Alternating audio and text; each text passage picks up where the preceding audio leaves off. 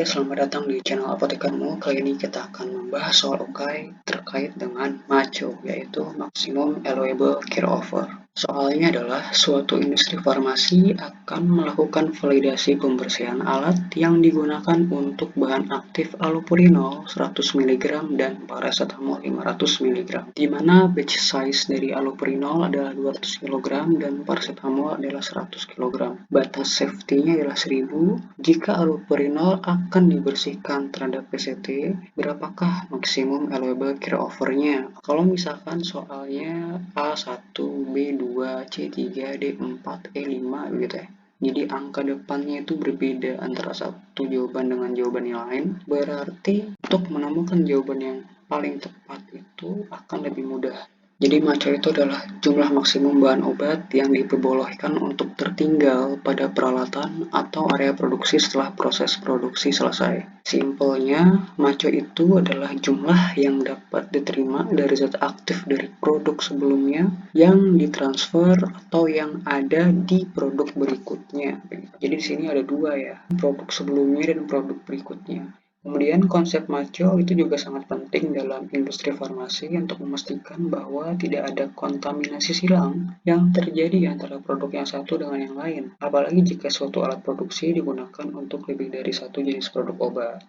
Nah, hal ini diperlukan karena bahan obat yang tertinggal pada peralatan atau area produksi dapat menyebabkan keracunan atau efek samping yang tidak diinginkan pada konsumen jika masuk ke dalam produk akhir. Jadi, industri farmasi ini memproduksi dua jenis obat ya, yaitu tablet allopurinol dan juga tablet paracetamol. Yang diproduksi terlebih dahulu yang mana? Tentu saja allopurinol di sini karena soalnya adalah di sini allopurinol dibersihkan terhadap PCT. Artinya allopurinol tentu duluan diproduksi daripada PCT.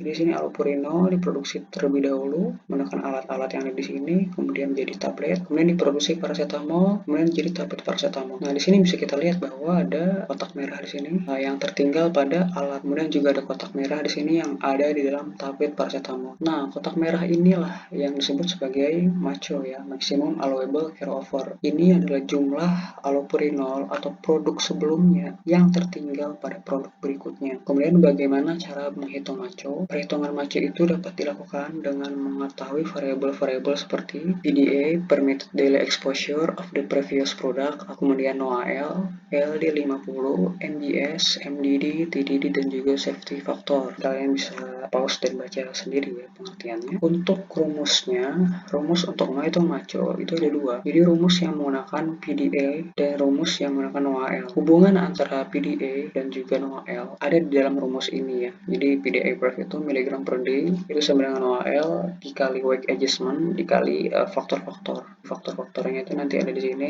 Nah, untuk menghitung NOAL juga bisa menggunakan rumus LD50. Kemudian rumus mana yang akan kita pakai? Itu tergantung. Di penyelesaian kita tahu bahwa next product tadi paracetamol, kemudian previous product allopurinol, kemudian MBS-nya minimum batch size of the next product atau MBS next ya. Jadi next produknya adalah paracetamol itu 100 kg, kemudian MDD maximum daily dose of the next product itu 500 ya. Nah, di sini kita ada satu permasalahan ya untuk soal ini, yaitu soalnya tidak lengkap. Solusinya adalah kita gunakan asumsi untuk perhitungannya. Kenapa? Karena dalam jawaban itu tidak ada disebutkan satuannya. Kita lihat kembali ke belakang bahwa jawabannya itu hanya angka saja ya. Angka dan juga masing-masing jawaban, angka depannya itu berbeda-beda begitu. A1, B2, dan seterusnya. Jadi di sini tidak disebutkan satuannya apa, dan juga dalam daftar jawaban tidak ada angka yang sama. Jadi bisa kita gunakan asumsi saja untuk parameter-parameter yang tidak tersedia gitu ya. Kemudian di sini kita lengkapi asumsinya. Asumsinya adalah NOAL itu 100 mg,